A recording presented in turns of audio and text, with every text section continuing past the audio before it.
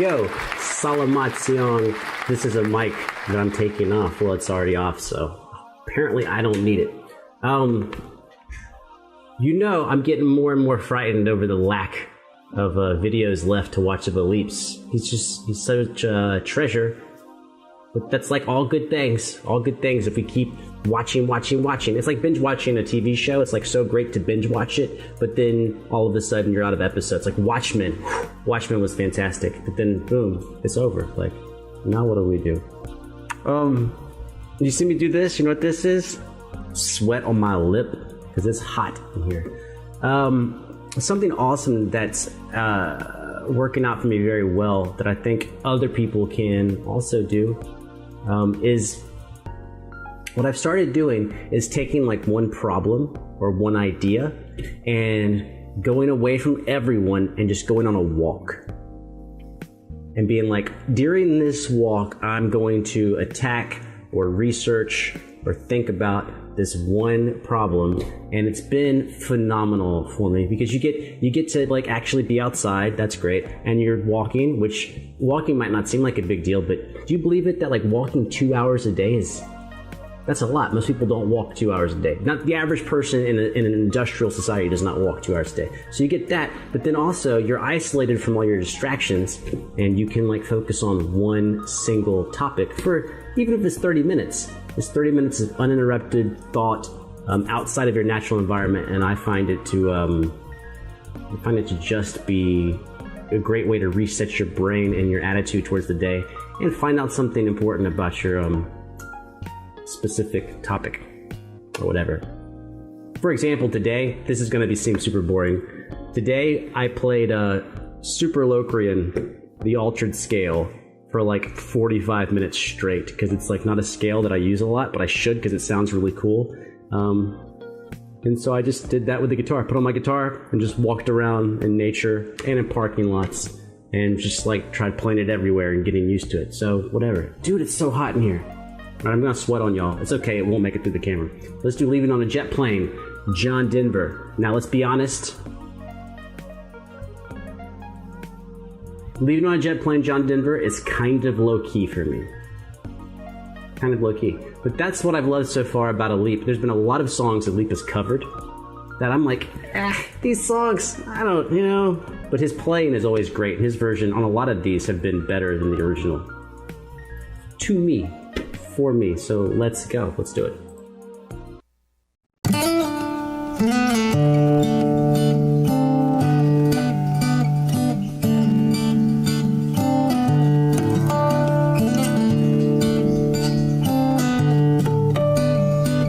He's doing two finger tapping with harmonics. Oh.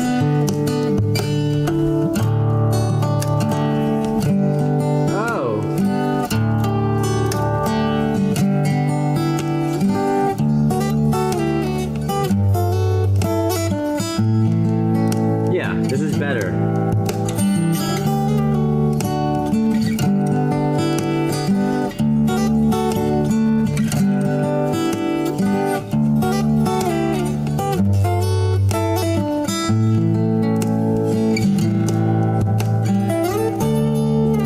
I should do. I should just walk around for an hour every day and just learn to tap with my pinky finger. It's so awesome. One day.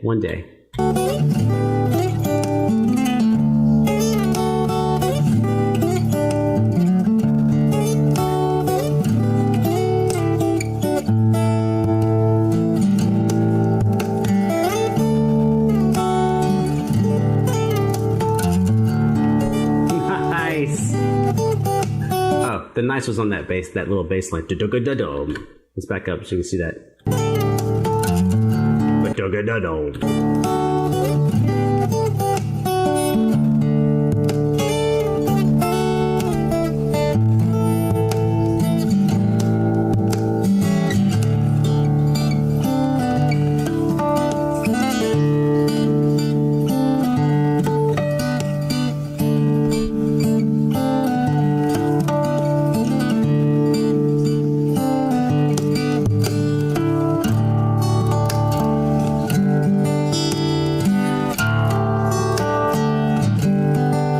So just to hammer something home, to me, this is something that we talk about a lot, but thirds, man.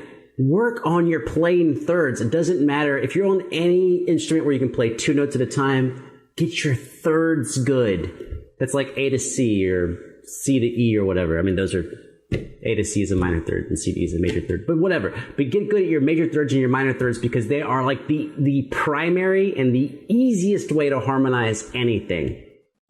Ask a violinist. They'll be like, oh yeah. Ask a pianist. They'll be like, oh yeah. Ask a guitarist. They might be like, I don't know. But a violinist and a pianist will tell you thirds all day.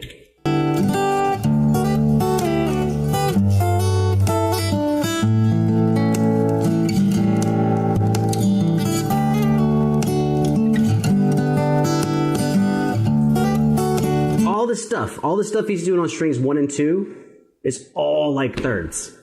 Like all of it. Ba-da-da-da, ba-da-ba-da-da-da. Now, obviously, I'm just singing 1 note because I am not a tube and throat singer, so I'm only singing 1 note. But he's just harmonizing that 1 note with a third.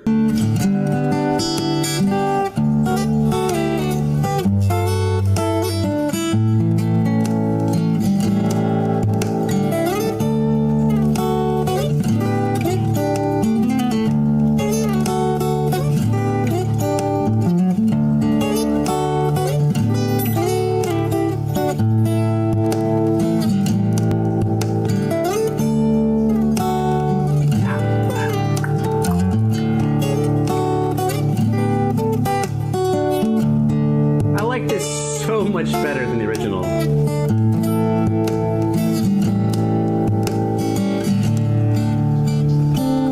And that's where he's tapping.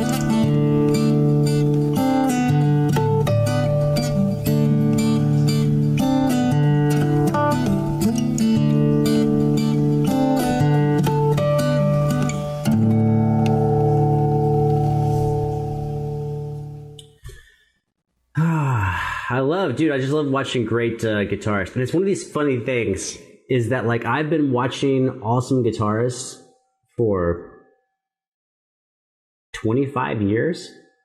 It's been like 25 years since I first was like, that dude's awesome. And you would think like, oh, eventually I'm going to like not care. Or eventually I'm going to grow out of this. It's like, nope. It turns out that things that you love, like if you love it, you're just going to keep doing it. Guitar time. Let's see if there's anything I can show you. I don't know how much anything very specific to that song. Oh, and I just realized I was going to show you like a really popular song, but I can't because I'll get like copyright strikes or whatever. Let's put on the guitar and then let's move the mic to somewhere else. Okay, cool. Is it still tuned? No.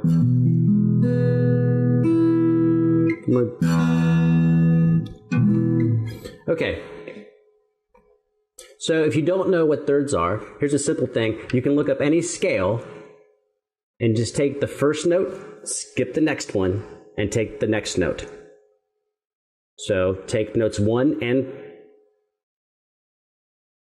3. Right? So if I was starting with a C for a C major scale, C, D, E. So I take notes C and E and play them at the same time. And just do that with every note in the scale. So like C, E, D, F, E, G, what's next? F, E.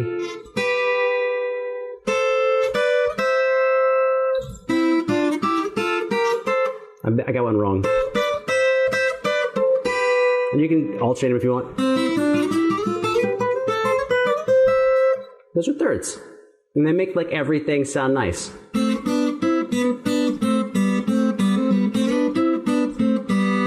And then if you can get that, you add a bass note to your stuff. So now the easiest way to add a bass note is to use an open string. That way your fingers are free. So I'm using an A.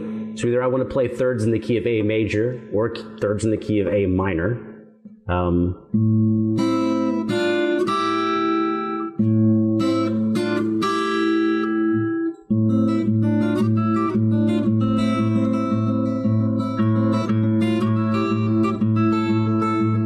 those are not thirds. This right here, that's not a third. But these were. So you can do triplets. Triplet, triplet, triplet. Or just do like thumb, index, middle, index, and do 16th notes. But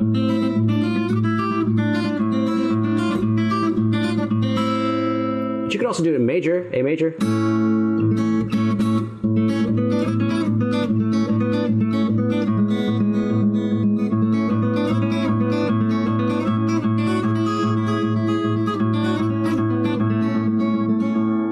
Thirds, dude. Gotta do them thirds. Now, at some point in there, he was tapping these thirds. Now, mic placement is very important for tapping because tapped notes are not as loud as other notes. So the closer, like if I have my mic right here or on the sound hole where Alip has it, you'll hear my tapped thirds much louder. They're very quiet. Now, the stronger I snap my hand down, the louder the notes will be. But, yeah. You did a great job. When's the last time you did a bad job?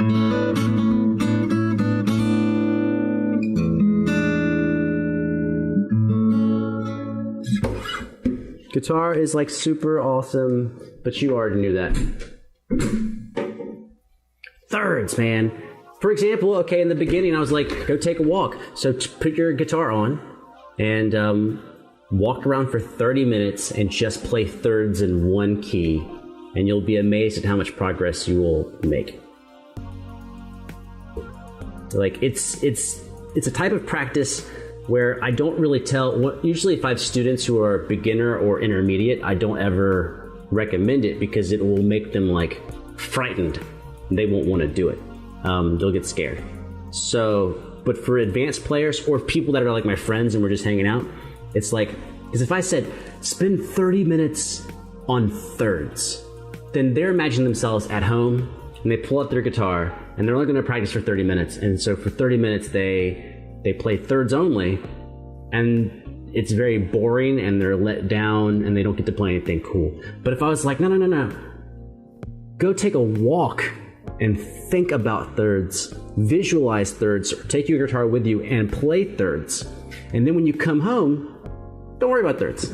Play whatever you want. Just have fun. Then you get 30, imagine that, you'd be practicing an hour a day, you'd have 30 minutes of fun stuff and 30 minutes of technical work. And really that's what all practice comes down to, is balancing out the distribution of technique versus repertoire, which is songs. So technique versus songs, and then just having fun and also composition. And really you can have 4 structures a day. And rotate, like if you, because the higher level you're going to play at, the more time you're going to develop, the more time you're going to devote to the instrument. And so when people go like, I practice 3 hours a day, really, if you're a pro or trying to be a pro, what that means is you're not practicing 3 hours of the same thing. You're really dividing your time up into different areas, just like an athlete, right? If you're an athlete, you might have weight training, you might have conditioning, then you might have, let's say you're playing sport, then you have the technical drills like for your position within a sport, plus you also have research and learning, which is scouting the other team and meeting with your coaches. And then all of that time adds up to multiple hours per day. And that's how you get a bigger and bigger practice routine, is taking small segments, small chapters, and gradually stacking them up. And then as you get comfortable with that volume of work, you add a few minutes to each one. You might add 5 minutes to each thing. So if you had 6 areas that you worked on for 30 minutes a day, that's already 3 hours of practice. But now let's say once you get comfortable with that, you add 5 minutes to each area. Well, that's an extra half hour. So now you're at 3.5 hours a day. And you just gradually can scale that up to tackle bigger and bigger projects. And this concludes the episode of Ellis Talks a Whole Bunch. And I did. And then I'm gone. That was awesome. Love you. Take care of yourself. Things are crazy out there. They've been crazy for a few months. Well, longer than that, depending on where you are. And I'm thankful that you're here. I hope you're thankful that you're alive. But I can't tell you what to do. So I'm gonna hit this button. I'm gonna disappear. 3, 2, 1.